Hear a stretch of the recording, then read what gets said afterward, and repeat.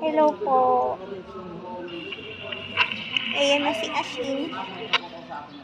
Ngayon lang siya nahimas-masaan. Kaunti. Hindi pa siya makatayo.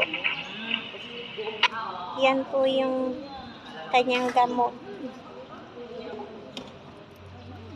Antibiotic.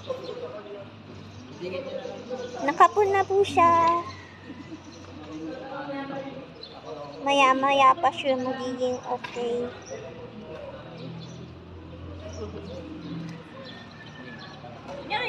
Salamat po guys. Mamaya na ako mag-upload sa iyo, sa inyong lahat. Naawa naman ako. Pero kailangan ko siyang pakapon kasi baka dumami. Magastos. Pag madaming pusa. Di magastos pag pulo maingay. Maingay pa. Kulit. Away-away. Pero salamat po. Kasi okay na at gising na siya kaunti-unti.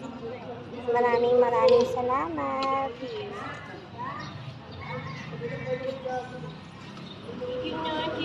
Hanggang sa muli pong pag-vlog. Thank you po. Please share, like, and subscribe my YouTube channel. Dito lamang po ako. Ria Alipnasen. See you guys. God bless.